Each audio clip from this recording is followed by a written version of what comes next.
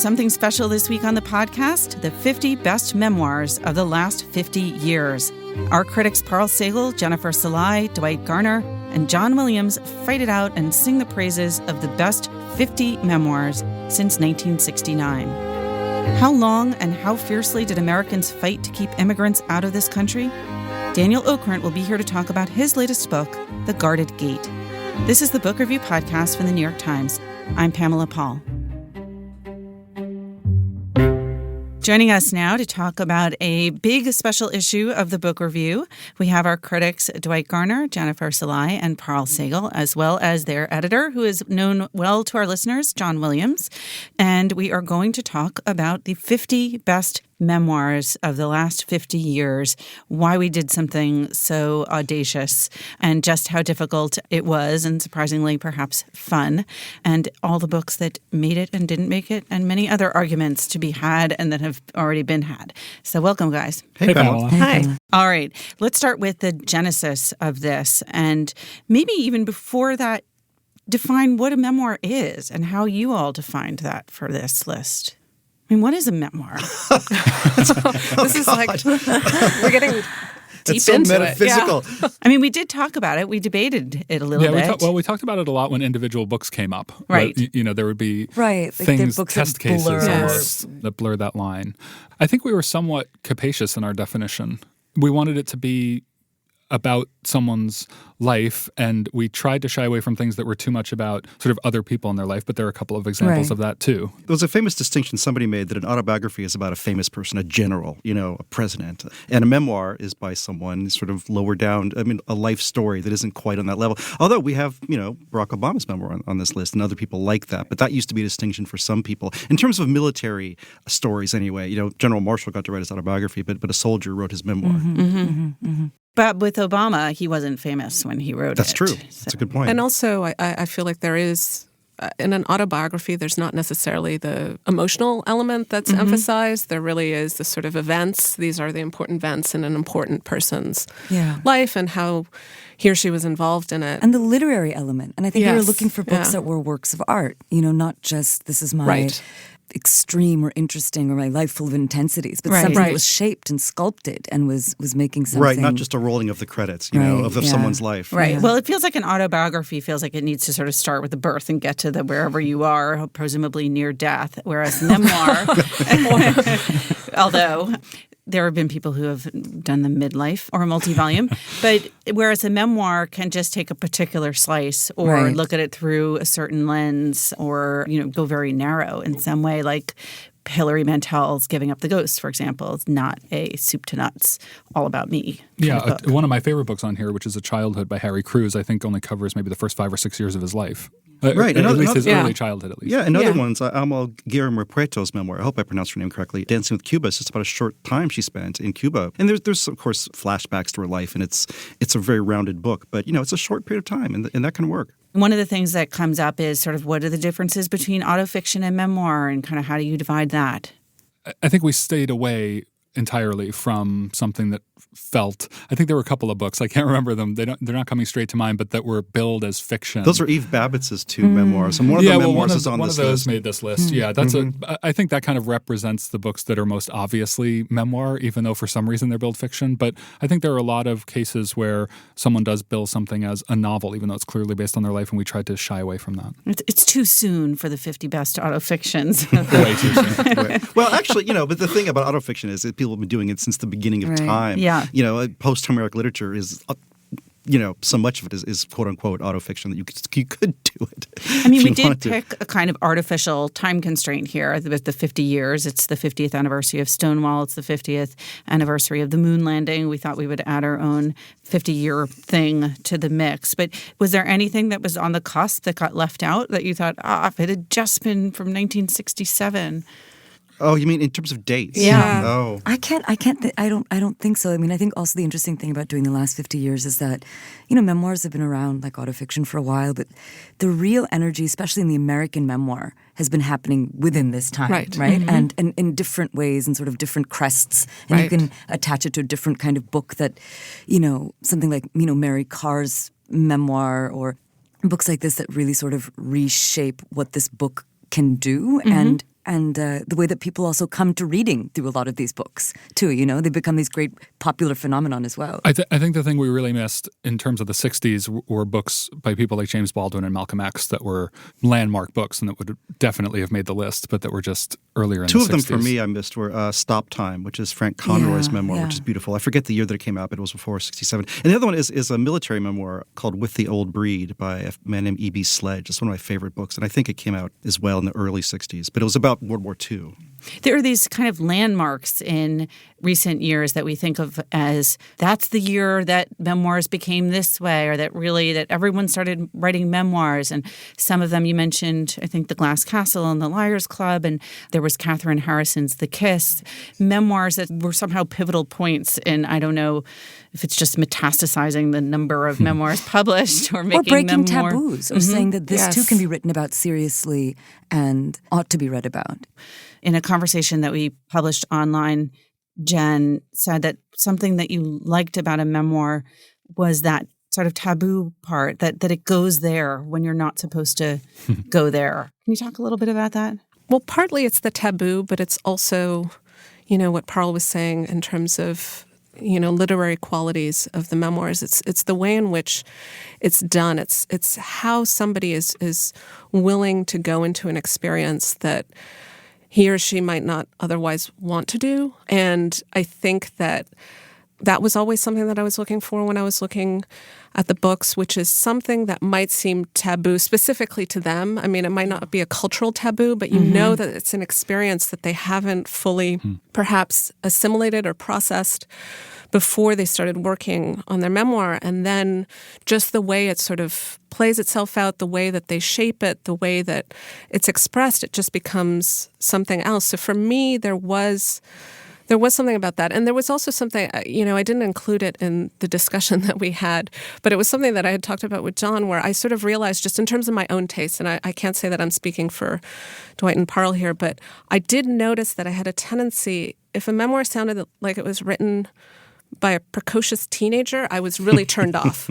But if it was names, Jen, if it sounded like it was written by a child or by a grown-up, that was pleasing to me. Yeah, I really like that. There's a recapturing of that younger sense that's really powerful in There's some of these very books. little good that happens in the teenage years, I think is what you're saying. Yeah, I figured teenagers are annoying, so there I we don't know. go. Okay, just an opposite point of view. The best parts of, I think, Hold Still, which is Sally Mann, the photographer Sally Mann's memoir, a lot of the best parts of that book are her teenage years. And a few other books. It can be teenage years. Yeah, I like not the to teenage get years. too Talmudic, the voice. but, It's the voice. It's the Right. It's whether So- they process those so- teenage years or not. Catch from the basically. Ride, not autofiction we would approve of. I think it's interesting. There's a tension, too, between, Jen, what you're talking about, which is a kind of rawness of feeling like something isn't quite processed until the person goes through that process of writing to really understand or recognize something in themselves, on the one hand. And then on the other hand, Parl, you're talking about the quality of the writing, and that's something that's often quite polished and honed and worked on, Right. I think that they're so linked, that there's something in the work of the memoir that is the work of reseeing, and the language has to be created for the experience. And I think that that's what gives some of these memoirs this kind of, rawness is one word for it, but like you talk about something like fierce attachments and the way that it's electric, those pages, especially those early first few paragraphs. She's trying to create a grammar for this world and for that even act of memory and Just to interject, you're talking about the Vivian Gornick book, which is number one on this list, which kind of, I think for many readers, will come out of slightly nowhere. Yeah, so tell except us for about those this. who've read it. Everybody who read it is going to be right where it belongs. Okay, for those who haven't read us, tell us what this book is and why it is number one, and I think a pretty unanimous number one, ultimately. Yeah, it's the story of Vivian Gornick and her mother and growing up in the Bronx tenements around the 40s. And that's just the simplest sort of description of what it is. But what the book is actually about is a book about, to some of what a lot of these books are about, what made me, where did I come from, what are the sort of great, glorious inheritances, and what do I have to leave behind? What are the sort of roots of the trauma that have shaped me? What are the silences? What are the, so it's a real reckoning with her origins in this way. And it's a real sort of coming of age book also in the sense of, how do I escape these people? Should I? Can I? You know, so these are the tensions. You know, as she's describing it, she comes from this world of like an incredibly lonely mother, a lot of suffering, these big brawling communities full of just women she didn't want to be.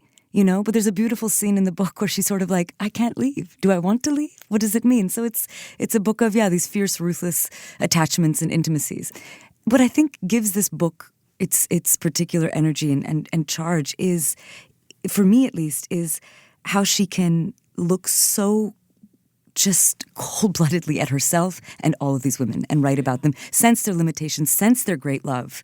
And it just feels like, again, when we're talking about taboos, people can think of, these are books about necessarily shocking events or some kind of explicitness or frankness. But no, sometimes it's just even in the sort of auditing of your own feelings about the people that you think you know best and that love you the most, you know, but this absolute, again, as Jen was saying, this ability to go there, wherever that there is for this particular writer is fully. I fully agree. And Gornick, I don't think this is original comment, but someone said about this book, like Gornick has a mouth on her, you know? Yeah. She just has this blunt, quintessentially American voice that just kind of pops into your Very New York voice. Very New York, very just blunt and direct. And you just know from the word go that she's telling the truth somehow, you know? It's just it's a great feeling. I mean, an outside reader misconception about memoir is that a memoir has to be about someone, even if they're not famous, like they have to have some kind of really interesting, special story to tell. Do you think that's true? No. Are we unanimous? Yeah, we're unanimous. I wouldn't say that. I mean, at the risk of opening a can, I wouldn't say that Gornick's story is particularly special. It's just the story of a woman and her mother and their relationship over the years and all the neuroses involved in that. But, you know, tons of people have that. The fact is that Gornick's just a terrific writer and thinker, and she's funny. She's very lively. You know, this is not just a somber book about inheritances. It's linked by these modern moments where she's walking around the streets of New York with her mother now as an older woman, and her mother's even older. And so it kind of goes back and forth between the past and the present. And she's just so talented that she makes art of it. One of the things that strikes me from this list is that none of these writers are sort of exclusively memoir writers. You know, that there are a lot of novelists on this list, poets, people who excelled in some other form. And I don't know if you thought about that at all when you were compiling that list. I mean, it wasn't a consideration. I mean, now that you bring it up, I'm looking at it and I'm thinking, is there anybody who is only known Sally as a Mann, but she's a photographer. She's telling stories in some other way. In other words, all of these people are practiced in the art of storytelling. It is nice to have people with different kinds of life experience on the list. You look at someone like Lars Einar, who wrote this memoir called Travels with Lisbeth about a period of time when he was homeless on the streets of Austin, Texas, and elsewhere. He travels a bit in the book. Somehow having that really different angle to look at life from is one reason it's on this list. The other reason it's just so well written. But we didn't want. I mean, one thing I think we all worried about, at least I did a teeny bit, about Vivian Gornick being on the list, and believe me, I think this book belongs at number one, was that here we are, three book critics picking a memoir by a book critic to be the best memoir of the last 50 years. And she's not the only book critic on here. But it's not at all about her becoming a critic, except in the sense it's about her learning to make judgments about her own life and her own feelings. But it's not a book about being a critic in any regard. But to your question, we don't have like serial memoirists on the list. That's right. That's the thing, I guess, that jumped out. I mean, I don't know if I harbor any prejudices against serial memoirists, but there is something about all of these books that feel carved out of a person. So for our listeners, just a quick note, we will have this list online so you're not wondering what it is we're all referencing. But since we're talking about all of the book critics on the list, and we have critics here who know exactly who those people are, who else is on the list in addition to Vivian Gornick, and what are the books? Margot Jefferson's book, Negroland. Anatole Boyard, Kafka Was the Rage. Clive James. Unreliable Memoirs. And I guess he's not just a book critic, but Christopher Hitchens was. Yeah. Right. Christopher Hitchens. I think that's almost it. We aren't Tony Judd, that historian. solipsistic, are we? I think the list, it's funny Jen was saying something about recognizing something after the fact, because when I looked at it, we talked so granularly about a lot of things as we were putting it together, but it is true that at the end of the day, there are a lot it's very literary heavy, which I like, but it's a lot of writers who are telling a part of their story, but their primary talent in life is writing. They're not, I mean, we have Keith Richards, we have a few others. Sonali Durrani-Algala. She was an economist. Economist, the author of Wave. Yeah. Her memoir Wave is about this horrific tragedy where she essentially lost her entire family in the tsunami. And she's an economist, and I think that actually you could see in the book, which was, sorry for the obvious word, but economical in its execution. The people who I would kind of call, I mean, they're not, I wouldn't say they're serial memoirists, but Mary Karr is a poet, obviously, but right. she's this is written the a few first one. memoirs. Right, and Clive James has written 5. And then Russell Baker comes to mind growing up. He wasn't a serial memoirist. He was a sort of a journalist. columnist and humorist and journalist, but he was someone who drew on his own life a lot, I think, in his writings. And growing up, that's a story where there's nothing in particular that happens, but it's such an interesting slice of American life and so well told. But going back to the critic thing, I don't think it's just our solipsism, which is famous and known, but I think it's also, there's something for me about the way that these people, and I think I said this in our discussion, play with the form and talk about the form and talk back to the form, which keeps it feeling really interesting. And not all of them do this, but somebody like Margot Jefferson is fully always pushing against, do I trust this? Do you trust me as I'm telling you this is true? Let me switch points of view. Write about herself in the third person. She'll change tenses. So it becomes this really interesting act of interrogating memory and what the reader's asked to believe and what we're asking the reader to feel as we're writing a memoir. We want their sympathy and empathy, and she doesn't trust it. It's interesting when you talk to memoirists, they often talk about that they're writing a character, even though the character is themselves, and they're thinking about it in that same Which is way, crazy, and with those layers. So to have writers actually say, this is absurd that I'm talking, and I'm crafting and I'm imposing a narrative on something that may be, hostile to narrative. Right. So in the early stages of this, one of the biggest anxieties that I think we all had was, are we covering the full territory? I remember very early on in conversations, have we thought about entire continents? Are we thinking about memoirs in translation? Are we considering sort of all the music ones, all the Broadway memoirs, all of the sports memoirs? Did any of you have any kind of particular thing that you were concerned should be in there, couldn't get left out? I mean, because we did leave things out. We started off with hundreds of books on this list.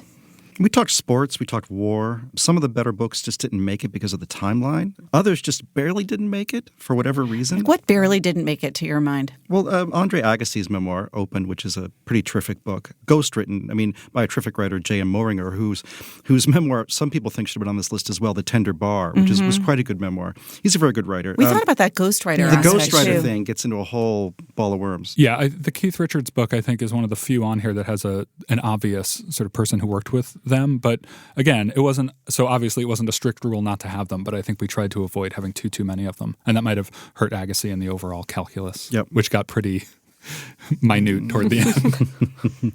I think one thing I was thinking about a lot was, again, as you said, just looking to the rest of the world. And it was just very interesting how the memoir just seems to function in the English-speaking world.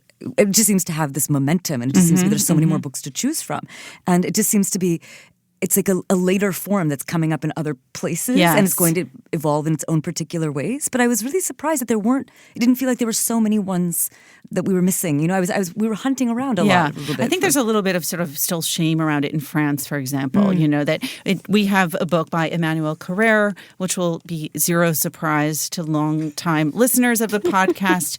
The book is called Lives Other Than My Own, and I don't think that was sold in France as a memoir. I think that it was almost unlabeled, because and that brings up another issue, which is that how much does a memoir have to be about the person, and how much can it be about other people too? That came up with Jesmyn Ward's The Men We Reaped as well, right? Did you have some kind of guideline, or was it just you sort of made that on a title by title basis? Made that call? I think the Carrere was just going to make it in no matter what, because our next list is 50 best career novels. Well, it's almost a definition of a good memoir for me. Not always. Every case is different. But one definition for me of a great memoir is that the writer is good at describing the other people they come in contact with in their lives, which is why Mary Karr's The Liars Club is so great, the way he describes her parents, her mother and father. And often the best parts of these memoirs are the people these characters bump into. And if you can't evoke other people really well, your own memoir probably isn't that great to begin with. There are a number of My Terrible Childhood memoirs on here. It really is a whole subgenre unto itself. We have and grief for parents, What are some of the grief for parents ones? Patrimony by Philip Roth. Fun Home by Alison Bechdel. What are we looking for? Parent grief? Yes. Well, Wave. Wave is Parent and child. Yeah, that's right. Yeah, Margot Jefferson's book Negroland it's not absolutely grieving for her mother, but it really is a lot about her. Right. mother's The own Jeanette suffering. Richardson as well. Why be happy Yes. when you could be normal? Which is the line from her mother. It's a great title. Angela's H is for Ashes Hawk. is another H is for- children, yeah. Yes. miserable childhood. H is Very for well Hawk by done. Helen MacDonald. But parents play a big role in a lot of these books, even if it's not grief. I mean, Patricia Lockwood's Priest Daddy, which is one of my favorite books on this list, is just the portrait of her father in that book is central to it and hysterically funny. Tell us about that. Well, her dad is just this, I forget how, she describes him as, at one point, he has Bill O'Reilly and Rush Limbaugh on at the same time in the house, and he's walking around in his underwear eating Cheetos, and he plays an electric guitar, and she has this great sort of itemized list of the different horrible sounds that he coaxes from it. You know, there's also a serious examination of him because he was a priest who got a dispensation from the Vatican to have a family, and so the book is a lot about faith eventually and seriousness, but her portrait of the dad, he's just an unforgettable character as if out of a novel. So there was a lot of process that went into this, rounds of voting and numbers. And John, you did some kind of heroic magic algorithm thing that no one else understood. And probably you don't ever want to have to explain. It wasn't as complicated as all that. No one Awfully understands complicated to us. It can never be non-number replicated. People. No. It was based on our facial expressions, emails to him. All that said, I know that there are some books for which each of you was kind of a passionate advocate and others that made the list that you were like, this is my book and you will be forced to acknowledge its greatness. And then others That's where, what we do for a living. Yeah. you will be forced Just to bludgeon acknowledge this book's greatness. people with our opinions. And then there were others where, you know, you have to back down and you suffered a loss and it's not on here. So I would just like to go one by one. Let's talk first about the book that you just felt like you rallied the team, got it on there. Parl, can we start with you? A book I felt pretty passionate about is Wave by Sonali Dharaniagla, and All right, I'm going to out myself. I pushed back a little bit against Wave. I reviewed Wave, and I love Wave. hugely I I had to loved be convinced by Wave. Parl that it was top 50, however. I had to be convinced, and she convinced me. I had am a powerful convinced. ally in Jen Salai to Yeah, my right Paul here. and Jen were How could you not like that book? No, I reviewed it. I raved about it. I'm just saying, is it in my mind one of the? I mean, this is where it gets difficult. Is it top 50 of the last 50? That's a high bar. That means it's one of the best of an entire year. Right, so then we have these conversations about trying to parse its greatness and trying to say, you know, it's not just because what happened to her is so defies all comprehension to lose your parents, your husband, your two children in this You're going to make thing. me start crying. Yeah, again, but it's Parl. the way that she writes about it. It's the language. It's the way that she fully evokes her anger, her confusion, her grief. It's quite unlike anything I've ever read, you know. And Jen had a very nice line in her write up. She's like, it is like staring into the abyss and Yes. feeling that the abyss is going to devour you. This book devours me every time. I felt like what for me made that book so special was that it was the total fearlessness. She had nothing left to lose. She had nothing left. And so she did not hold back. She did not try to beautify her feelings around it. She did not try to come across well. You just felt like there was someone who had nothing left to lose. Yeah. So, I mean, in one way, when you read this book, you are going to a certain kind of extreme of human experience. But then it's also, at least for me, it was I don't know how she found the language to tell it that is so precise. Again, as you're saying, it's a slim book, but, you know, there's not, it's just... Can you the see how moments that she convincing oh my that gosh, Parl yeah. is about this book? I mean, Well, you know, I miss having Parl in the office every day because Parl knows that Parl and I We share a certain this passion. this certain passion, and she'll be like, "This is truly bleak," you know, and hand me something. and will say, give it to me. Yes, I need that now. So yeah, I think Wave was one that, again, it didn't require a huge amount of convincing, but I definitely had to stop and even think for myself, like, again, the other thing we had to think about is that this book works on me also because who I am. You know, it's not just we're reading for other people, but there are books on this list that, you know, I fell in love with years and years ago, and to read them again and to say, does it hold up? Is this a book that I can anoint in this particular way? Like, it may be important to me. It may have been instrumental for me as I was coming up as a reader and as a person. But these kinds of conversations that we had with ourselves and with each other was some of the more interesting conversations I've had. Jen, did you feel like you pushed for anything in particular? I mean, not to sound like a broken record, I do feel like the Carrera is a hard sell for anybody who hasn't read it.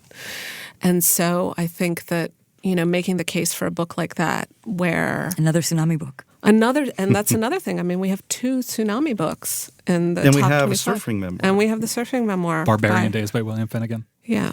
So I feel like for that book, it was also a book that, as we talked about, it's partly about him, but it's also how he sort of learns more about himself through the experiences of these other people that at the beginning he doesn't even necessarily know that well. I mean, one of them is his partner's sister who's dying. She's a small town judge. And another is her friend, another small town judge. And so he sort of, tells the stories of these lives, and it just becomes something else entirely. And so I feel like for a book like that, it is one of those situations where you just sort of have to tell people, okay, just read it. Give it a chance. Immerse yourself in it. Yeah. And then, I do feel like it is a book, when it was presented to me, actually, by one of our colleagues, Barry Guin, at the book review, I mean, it took me months to actually read it because it's just hard to make it sound like something, oh my God, I have to read this now. And then you do. And then there's something transformative about it. Dwight, you had a couple of horses that you backed. I pushed pretty hard for, the Lars Einar Travels with Lisbeth. I pushed pretty hard for so Clive glad you James, Unreliable Memoirs. Christopher Hitchens is way up there at number, 6? His memoir, Hitch 22, at 5. And, I just love that book. We can argue all day about Hitchens and his opinions and what he means, but it's just everything is in this book. Just so many opinions and thoughts and feelings and just humor and wit. And it's just a big, bumpy life. And it brings me joy to read that book. So I'm glad to see it up there.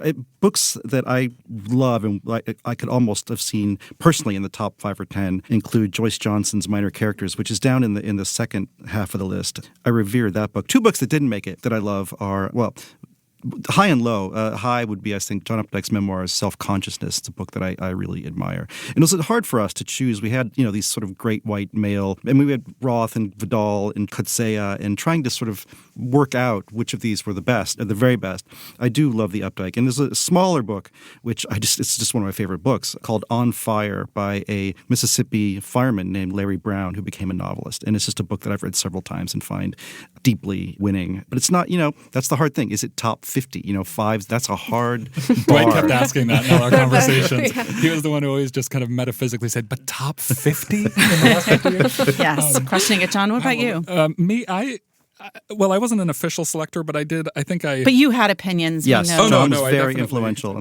You were the Phil Spector of this production. Oh, God. Boy. Wow. I'm losing my hair, so that's an especially poignant comment. Don't shoot anyone. I think the thing that I probably sounded like I would be most unhappy if it didn't make the list was Priest Daddy. It's a book that I think even I acknowledge that there are a lot of things that memoirs do that it doesn't do, and that if people go to memoirs for certain things, they might finish it and go, you know what, it wasn't exactly what I was expecting from a memoir. But it's just, she is such a wickedly talented writer. She is so funny. It's one of the funniest books I've ever read on a very short list. It is really funny. And it also introduces a different register into the list. And I think so much when we're looking at the balance of the list, it really wasn't us sitting around with checklists saying, okay, where's somebody from Asia? Where's the woman here? Where's the politician? I think, again, speaking for myself, what it felt like was more like we were like, okay, here's a memoir that's like a small sliver of a life. Where is the memoir that's a big, capacious sense of a life fully lived with all kinds of incident? Where is a memoir that has a certain kind of sardonic, zany tone? Where's something more like that's the kind of thing I think we started to really think about. Was just sort of, these particular arenas. Pamela, what about you? What did you force on us? I didn't force anything. You guys, there were enough opinions amongst yourselves. But the ones I think that I was really happy to see on here, there were a few. I love memoirs that sort of play with the kind of slippery nature of memoir itself. So Palimpsest by Gore Vidal and Unreliable Memoirs by Clive James were 2 I was really happy to see. And actually, there's a lot of humor, especially in the Clive James. I mean, you can't get through the first 10 pages without laughing out loud. Also a lot of humor in Persepolis by Marjane Satrapi, which is one of my favorite books. And I think one of 2 graphic novel memoirs on this list. I was really happy to see her. I cannot think of, the street peddler selling bootleg cassettes of Yikel Maxon from that book without laughing. And then another one I was happy to see on here was Autobiography of a Face by Lucy Greeley. And Lucy Greeley is a poet also. And after reading that book, I took the only writing class I've ever taken in my life, which is a personal writing class, because she was teaching it, and I wanted to like meet her and be under her influence. That's cool. She's also the subject of another memoir that we considered and that people really love, Anne Patchett's Truth and Beauty, which is about her friendship with Greeley. That's a whole other kind of subgenre, the friendship memoir. Yes, and Dwight's made the point that Hitch 22 by Christopher Hitchens, among other things, has really great portraits of friendships in it. So I have to, okay. And so does Experience by Martin Amis. Yes, a book I love. It's an untidy book, but I love that book. I have to ask something before we run out of time, because I've begged you guys to. One of the things I love about lists is that you are implicitly, judging against things also. And I like mixing things up and fighting. Yeah, no redacted here, guys. No redacted here. It's only 50 memoirs, so there's no great shame in not being on the list. But there are some very sort of big and beloved books that didn't make it. Pamela mentioned The Glass Castle. That's not on there. Cheryl Strayed's Wild, which I really enjoyed but didn't make the cut. And maybe in particular, Patti Smith's Just Kids, which some people on social media have already griped about. So I'm just wondering, in your minds, if there are a book or two that didn't make it, and if you could speak to why they're not on the list, even though people might expect them to be. Well, we did paper, rock, scissors before the show, and Carl lost, so she's going to go first. No, I without naming any, I'm not going to name one of those. Oh, titles, come on! But let me. I will. You're a fearless critic, Let me dip Dwight. my toe into the water before I leap in. But there may be a case once or twice on this list where we were trying to find a book that maybe was a little bit lesser known, possibly in one or two cases. I mean, it was nice to have a few surprise titles on here. I think you could make a list of the books that everyone has read and sort of acknowledged books that people love. And again, you get this issue again, like top 50. Like you just, a lot of books that we love dearly. And I can think of some of my favorite novels, my very favorite novels, that I'm not sure I'd put in top 50 of the last. And it's just such a weirdly tight bar.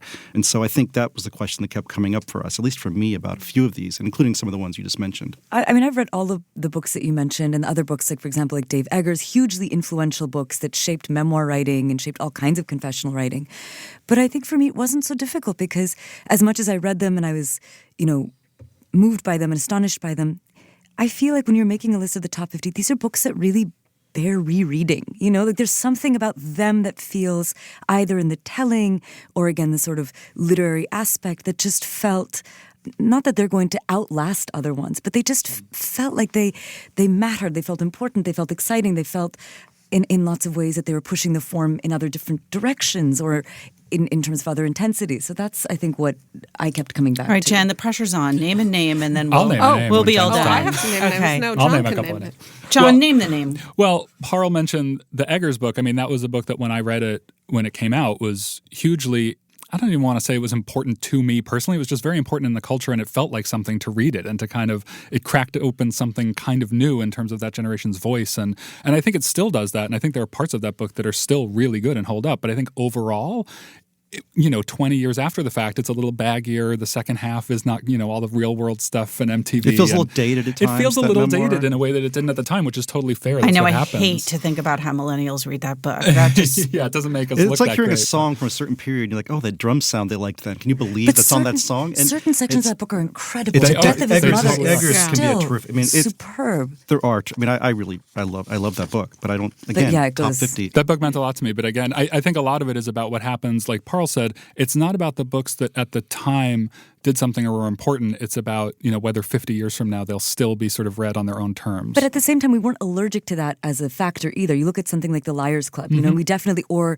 Angela's Ashes. or This Boy's Life. Like we did really want to reckon with the books that, defined the genre and to see. and okay, still held up. and still hold up and hold up again to us. Yes. to us, to these and who- particular idiosyncratic readers. Right. And who could be more important than the critics of the New York Times, all of whom are sure to write memoirs someday. God forbid. Jen, About this podcast. so quickly again, just to thank you all, Jen Salai, you got away with not naming a book. They all did. To be continued. yeah. Dwight Garner. Come on. Carl Sagal. John Williams. Thank you all for being here. Thanks, Pam. Thanks, Thanks. Emily.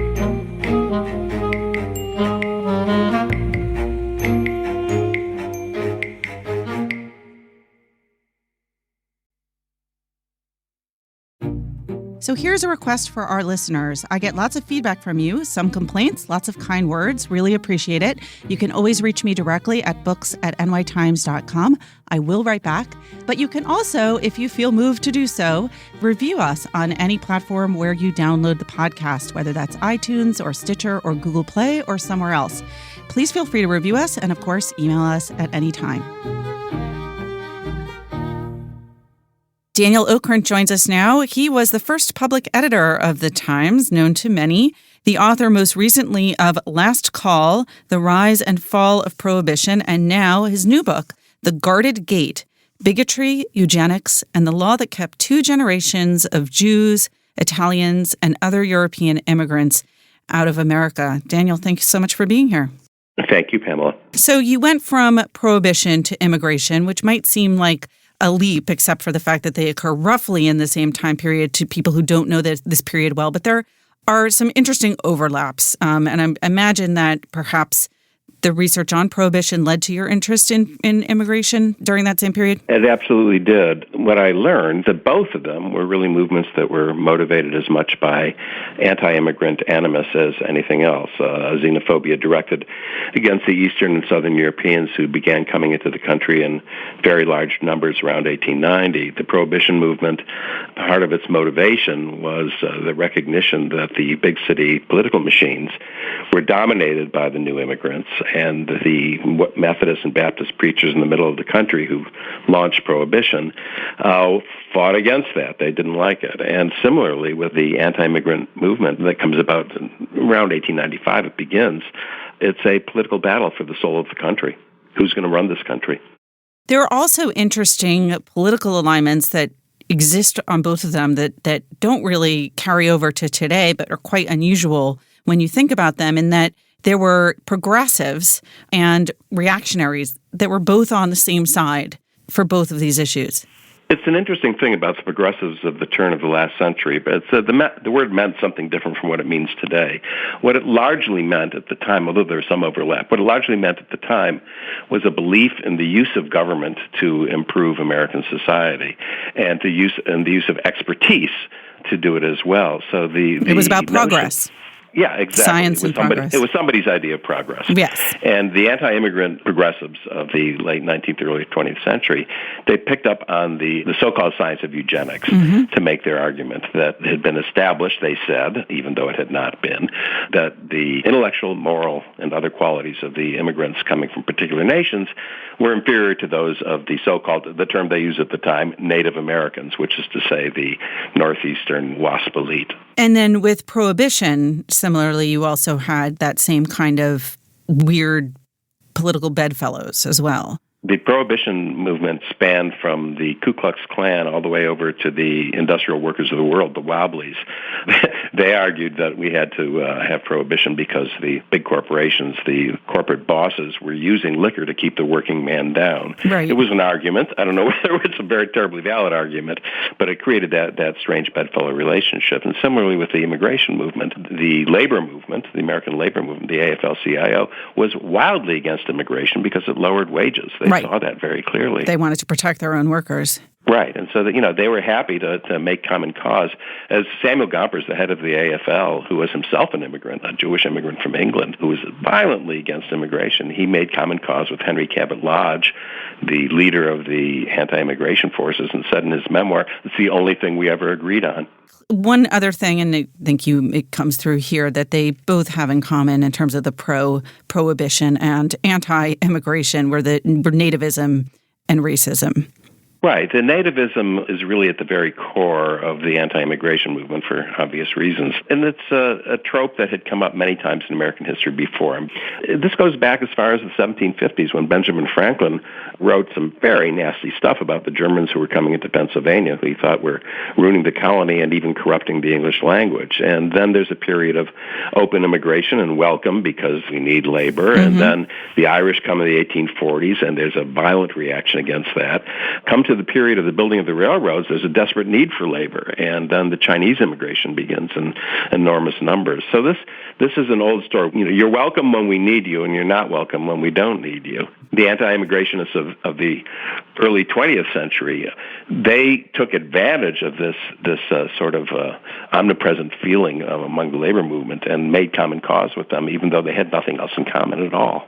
And you start your narrative really in 1895 with Henry Cabot Lodge, who really, of course, had nothing to do with in terms of who he was, the social class that he represented with those workers. Who was Henry Cabot Lodge? Why did you start there? Lodge is the man who first brings in the strong anti-immigration legislation that was aimed specifically at the Southern and Eastern Europeans, primarily the Italians and the Eastern European Jews who then lived in the Russian Empire. And he was very forthright about it in 1895 when he introduces this legislation. He says, these are the people we want to keep out.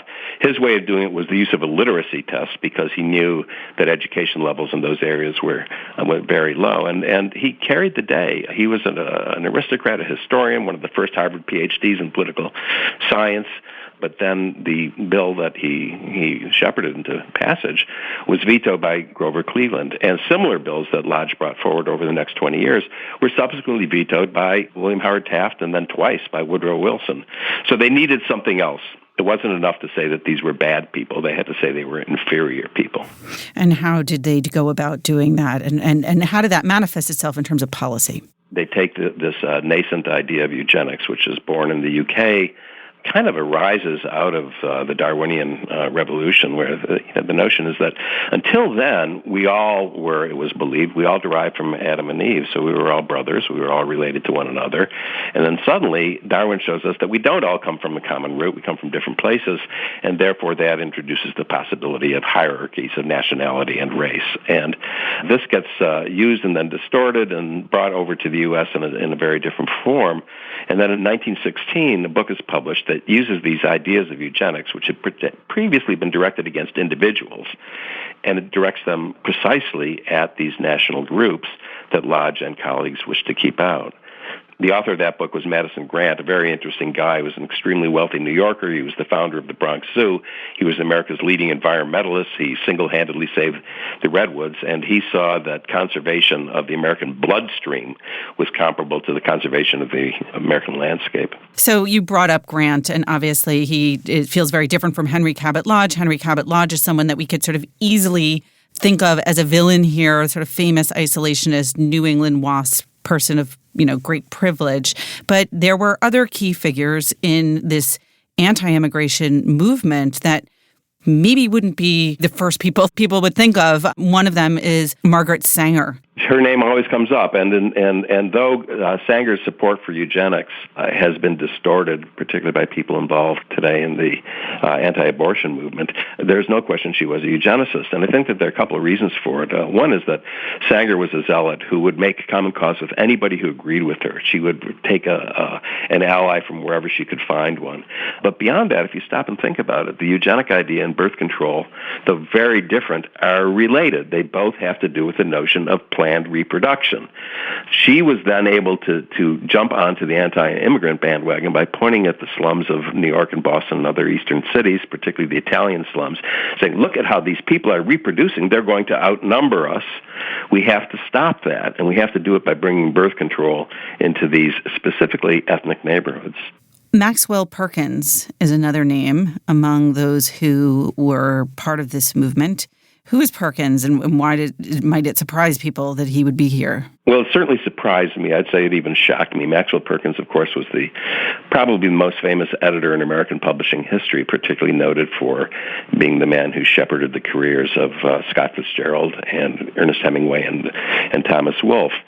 What's not known about him generally, and not even mentioned in the biography of him, is that he also published Madison Grant over a period of 16 years and many, many other leaders of the so-called scientific racism movement. Now, I don't think it's automatic to say that anybody who publishes a book of a particular view endorses that view, but Perkins did stay with this program for a decade and a half, and at the very end of that period, even after the Nazis had risen in Germany, he tells Grant that his last book, called The Conquest of the Continent, failed partly because the reviewers, said Perkins, were all of that certain group that is offended by this, which is to say they were Jewish. And then he gets much more specific a few months later in a letter to Grant, and he said, you'll do better in England because the Jews aren't as powerful there. I think a lot of people are sort of familiar in broad strokes that, the Irish immigrant wave was first, largely as a result of the potato famine. Then you had immigrant labor from China for the construction of the railroads and subsequent wave of sort of yellow peril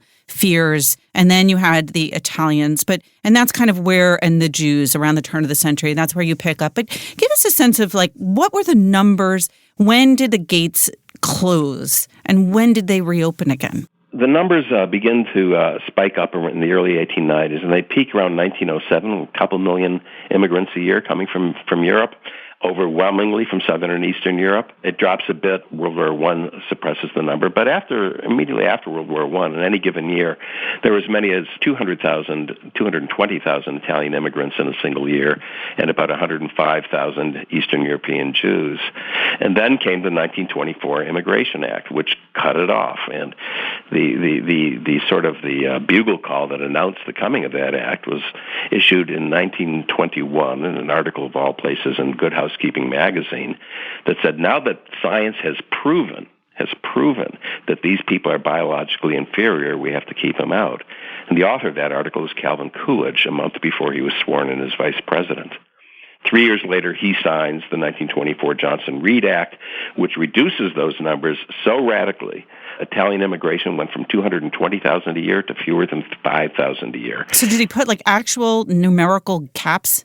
Yes, there were quotas based on, and this was really the most diabolical thing in the entire anti-immigration movement of the period, I think.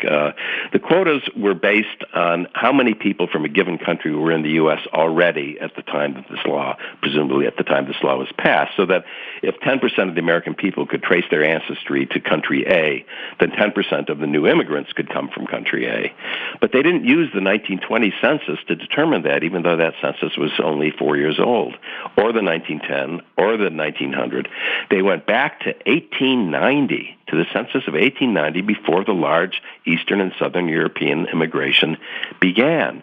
And as a result, you have these radical reductions. In the case of the Jews, down to fewer than 5,000 a year from 105,000 a year. And we think of what happened in the years following 1924. Yes. That's a terrifying thing to contemplate. How did these laws then get lifted? When did this end? They begin to ease up a little bit in World War II when the proscription against Chinese has stopped because the Chinese, under Chiang Kai-shek, are our allies in World War II. Then during the 1950s, when much of Eastern Europe is under the so-called yoke of godless communism, the captive nations of Eastern Europe, suddenly those Eastern Europeans become people we cherish rather than we abhor. So there's a little bit of a loosening and a little bit of political pressure. And then when the civil rights movement arises in the 1960s, that idea carries across the ocean. And in 1965, the Hart-Celler Act is passed, which gets rid of the quotas permanently after 4 decades.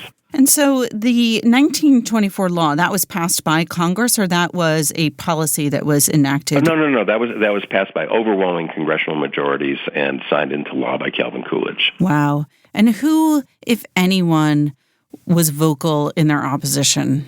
Largely, they were members of Congress and the Senate who came from urban ethnic districts. But even they, and gives you a sense of the pervasiveness of this xenophobia, even they temporized so that Fiorello LaGuardia, who represented the most ethnically mixed congressional district in the U.S., who was himself half an Italian, half Jewish, he made the case, no, we have to let in these Italians and these Jews and the Greeks and the others from Eastern Europe. But the Asians, we have to keep them out because they are different. So there is this mad rush toward finding a way to look down on somebody else, to exclude somebody else for nothing but racial, religious, or ethnic reasons. Were there no real heroes here who didn't say, yes, okay, them, but not us?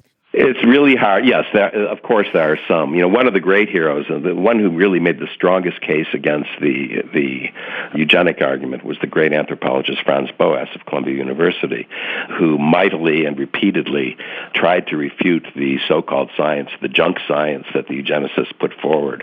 But he lost. All the good guys lost, or good guys, at least by my standard, and I hope by yours. This is a book, this is a history book, and obviously about a particular period in time. And presumably you began it well before the last presidential election. But did the current debate around immigration shape at all your approach to the subject? Yeah, I've never been so happy to be a year and a half late delivering a book because it came right into the right moment. It did. It hovered there constantly. I couldn't keep it out of my mind. The comparisons were so obvious, but I don't go into that in the book at all. In fact, the last sentence of the book, it's Lyndon Johnson has just signed the Hart-Celler Act, which repeals the quotas in 1965.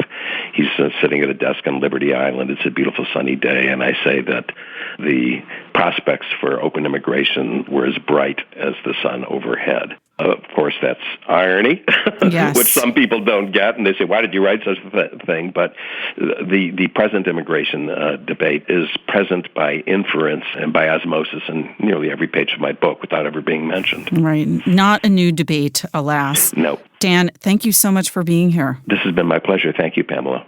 Daniel Okrent was the first public editor of the New York Times. He preceded my time here. He is the author of several books, including Great Fortune, the Epic of Rockefeller Center, and Last Call, The Rise and the Fall of Prohibition. He is a frequent contributor to the Book Review, and his new book is called The Guarded Gate, Bigotry, Eugenics, and the Law That Kept Two Generations of Jews, Italians, and Other European Immigrants Out of America. Remember, there's more at nytimes.com/books, and you can always write to us at books@nytimes.com. I write back, albeit not right away. The Book Review podcast is produced by Pedro Rosado from Headstepper Media with the great help of my colleague, Don Williams. Thanks for listening. For the New York Times, I'm Pamela Paul.